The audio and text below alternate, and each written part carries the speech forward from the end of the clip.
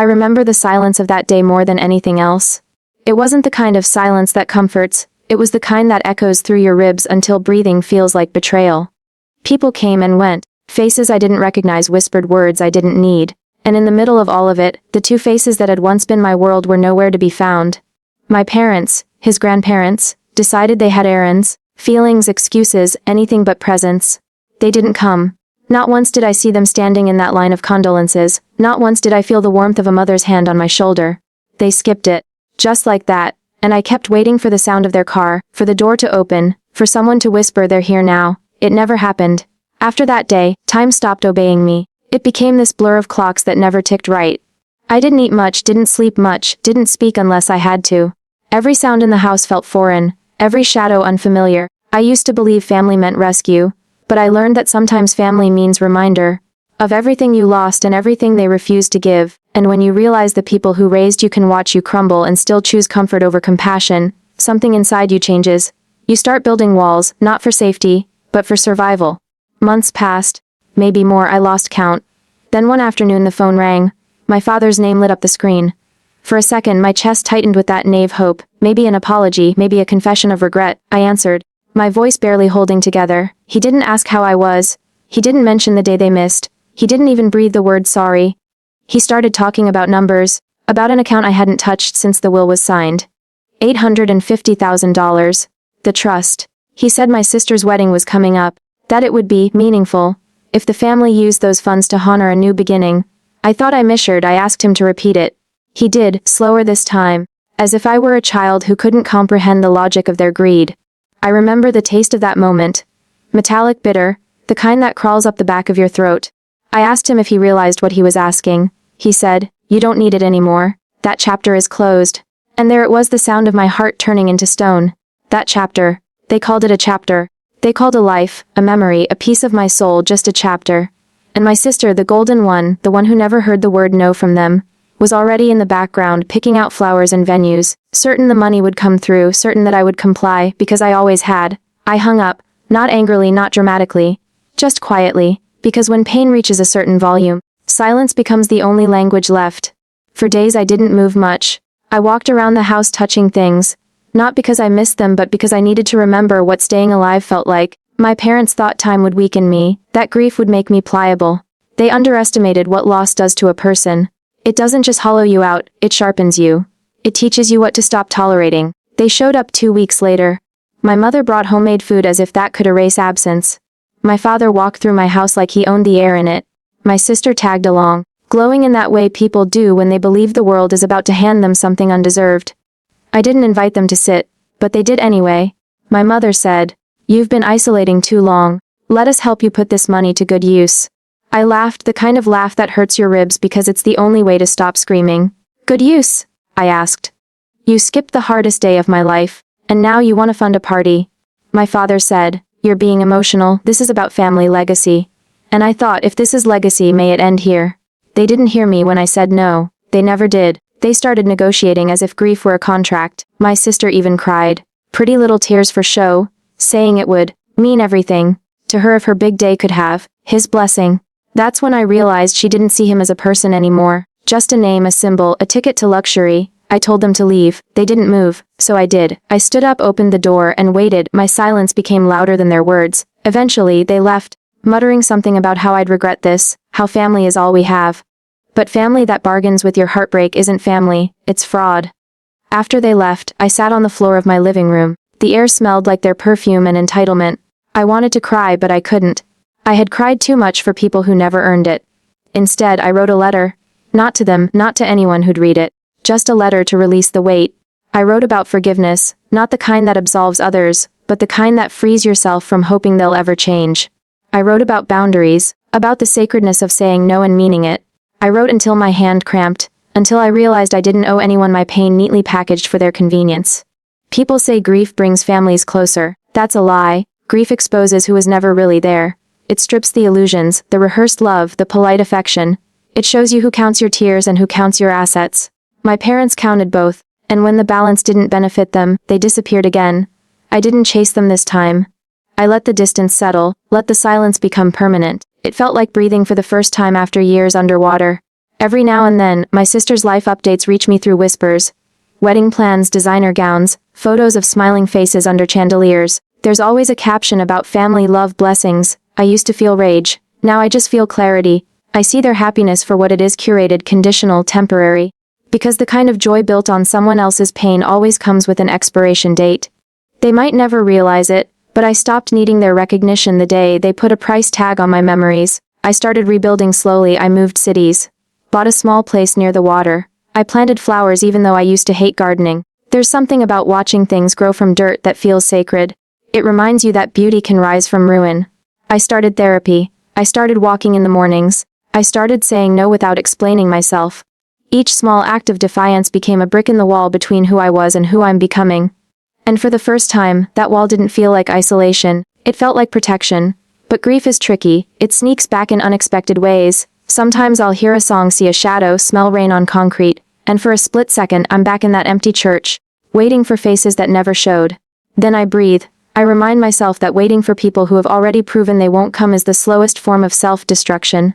I stopped waiting. When my parents tried again, this time through lawyers, letters, family, friends, I didn't flinch. They said I was being unreasonable, that I was letting money ruin relationships. I smiled at the irony. Money didn't ruin us. Their absence did. Their choices did. Their silence did. I told them through my lawyer that the trust would remain untouched, preserved exactly as it was meant to be, not as a source of funding for vanity, but as a testament to something that once meant love. They didn't reply, and in their silence, I found peace. I learned that closure isn't always an apology. Sometimes closure is simply the decision to stop opening the door for people who only knock when they need something. I used to think forgiveness meant reunion. Now I know it means release. I can love them from afar, wish them healing from afar, but I will never again let them rewrite my story to fit their comfort. It's strange, the things you discover when everything breaks. You start noticing who checks in, who disappears, who sends flowers without asking for photos, who just sits with you in silence. Strangers became my solace, blood became background noise. I stopped chasing titles like mother, father, sister, and started chasing peace. Because peace doesn't lie. It doesn't bargain. It just arrives quietly when you choose yourself. People still ask if I'll ever reconcile. Maybe, maybe not. But if I do, it won't be because they deserve it. It'll be because I finally understand that my heart is too heavy to carry resentment forever. Forgiveness doesn't mean access. It just means freedom. And I'm learning to live free. Some nights I sit by the water and talk to the sky. I don't ask for answers anymore. I just whisper gratitude, for the strength I didn't know I had, for the boundaries I finally learned to hold, for the peace that doesn't need witnesses. The girl who once begged her parents to care is gone. The woman who replaced her doesn't beg, she builds. There's something poetic about the way pain rearranges you. It takes the pieces they broke and forces you to build a version of yourself they can no longer reach. I used to think I'd spend my life trying to make them proud. Now I spend it making myself whole. They can keep their definitions of family, their traditions, their empty chairs. I have mine now, a home built on honesty, not hierarchy. A life where love doesn't require permission. Sometimes I catch my reflection and almost don't recognize her. There's light in her eyes again, not the naive kind, but the kind born from surviving the storm. I realize I'm finally someone who doesn't need validation from people who never valued me. And that's the quietest revolution of all. The last time my father called, months later, his voice was softer. He asked if we could start over. I told him I already had. My start over didn't include them, and that's okay. Because not every story needs reconciliation. Some just need closure written in your own handwriting. Healing isn't pretty. It's lonely. It's waking up and choosing to breathe even when the air hurts. It's looking at family photos and feeling nothing but distance. It's realizing love can exist alongside betrayal, but trust cannot. It's understanding that protecting your peace might look like abandonment to those who thrived on your compliance. But that's the price of evolution. You outgrow the people who kept you small. There's a quote I carry with me now. Some people break you so you can learn how to rebuild without them. My parents broke me, but they also unintentionally freed me from the illusion that love without respect is enough. They taught me that sometimes the most radical thing a woman can do is say, no more, and mean it. I don't hate them. Hate takes energy I'd rather use to plant something new. I wish them the kind of peace that doesn't require taking it from someone else. I wish my sister joy, even if it's built on borrowed delusion. But I wish myself more. I wish myself calm mornings, honest laughter, and people who show up because they want to, not because they're obligated. And when I think back to that phone call, to that moment when they demanded what wasn't theirs, I realize it was never about the money. It was about power. It was about testing whether I would still bend after everything. I didn't. That was the day I reclaimed myself. That was the day grief turned into growth. Now, when people talk about family, I listen quietly. I don't correct them. I just know my definition is different. Family isn't who shares your blood, it's who shares your truth. And sometimes, the family you find after devastation is the one that actually saves you. The trust remains untouched, but its meaning has changed. It's no longer a reminder of loss. It's a symbol of endurance. A silent promise that some things are too sacred to be traded for convenience. I keep it protected not out of bitterness but out of honor, because some love deserves preservation, not appropriation. I wake up lighter now. There are still moments when memories ache, but they don't control me. I've learned to let the hurt exist without letting it define me. I've learned to smile again, not because everything's perfect, but because I survived what was meant to destroy me. People like to talk about closure as if it's a single moment, a neat ending. But closure, for me, was 1,000 small choices: not returning calls, not explaining myself, not seeking approval, not lowering my boundaries for nostalgia. Closure was learning to sit in my own company and not feel lonely. It was realizing that peace isn't found in their acceptance. It's found in my refusal to settle. And maybe that's what destiny really is. Not fate, not luck, but the courage to choose differently when life gives you every reason to repeat the same patterns. Destiny isn't what happens to you, it's what you decide to become after it does. I'm not angry anymore. I'm awake. An awakening, I've learned, is louder than forgiveness, stronger than revenge, and softer than resignation. It's standing in the ruins of what they abandoned and realizing you're still here, still breathing, still capable of love. That's power they can never demand, never buy, never take. So when they talk about legacy, I smile, because I'm building mine, not with wealth or approval but with truth, and truth, unlike money, can't be stolen. Strength came the moment I realized I wasn't obligated to bleed just because we share a last name. It didn't happen all at once. It wasn't a cinematic awakening or some divine thunderbolt of realization. It was quieter than that. It came in pieces, in moments when my body screamed, no, but my heart whispered, maybe they'll change. It came when I kept showing up to conversations that always left me smaller, to family dinners where love was measured by obedience, and to rooms where my silence was the price of belonging. I thought family meant loyalty at any cost, even when the cost was myself. I thought survival meant compliance. I thought love meant endurance. I was wrong. Strength started forming in the smallest cracks. Those moments where pain tried to settle but something inside me said, not this time. I remember sitting across from my parents once, their words slicing through me like invisible blades. They said things that only people who feel entitled to your heart can say. Things that sound like advice but taste like control. I sat there, hands folded, nodding, pretending to be calm. But deep down, something inside me started shifting. It was like a quiet rebellion waking up in my chest. I didn't speak that day, but I didn't cry either, and that was the beginning of everything. I used to think strength looked like confrontation, like standing up and shouting my truth. But it didn't. For me, it looked like finally not explaining myself. It looked like not answering their calls when I knew the conversation would end in manipulation. It looked like blocking numbers I never thought I'd block. It looked like saying no and not dressing it in apologies. People talk about strength as though it's fire. For me, it was ice, steady, still, deliberate. Growing up, I was taught that family was sacred. That blood was thicker than pain, thicker than betrayal, thicker than truth. I carried that belief like scripture. Every time they hurt me, I forgave. Every time they disrespected me, I justified it. That's just how they are. I'd tell myself. They don't mean it. But every time I excused them, I made a tiny cut on my own soul. And when you've been taught to bleed quietly for love, you don't notice how empty you're becoming until the bleeding stops, and you finally feel the weight of your own survival. The day I stopped bleeding for them wasn't loud. It was painfully calm. My mother called, her voice rehearsed and gentle, asking for something wrapped in guilt. My father chimed in later using the same language of obligation. We're family, you owe us this much. I used to melt at those words, bend until I broke. But this time I didn't. I didn't owe them anything. Not because I stopped loving them, but because love without respect is self-erasure. I realized that the version of me they loved only existed when I was compliant. They didn't love my strength, they tolerated it until it inconvenienced them. I started replaying moments I used to overlook. The times they ignored my pain, the moments they laughed at my boundaries, the way they dismissed my achievements unless they could claim credit for them. Each memory became evidence, not for revenge but for clarity. I wasn't cruel for walking away. I was simply done bleeding for people who mistook my compassion for weakness. Strength came in recognizing that love doesn't require debt. It doesn't demand proof through suffering. Real love isn't measured by how much pain you can endure in someone's name. It's measured by how safe you feel to be yourself around them. I never felt safe around mine. I felt monitored, judged, reshaped. Every choice I made was a test I never passed. They wanted obedience disguised as love, and I kept failing because I wanted connection disguised as acceptance. We were never speaking the same language. I remember the night I finally packed my bags. It wasn't an escape, it was a return. To myself. The walls of that house had memorized too many arguments, too many tears, too many apologies I should have never made. I walked through each room one last time, touching the furniture, the photos, the ghosts of conversations that still lingered in the air. I didn't feel anger. I felt release, like I was finally exhaling after years of holding my breath. My strength wasn't in the leaving, it was in not going back. People think walking away from family is betrayal, but staying in places that demand you shrink is self-betrayal. For years, I believed my pain was proof of loyalty. I thought if I kept bleeding long enough, they'd notice, they'd care, they'd finally meet me halfway.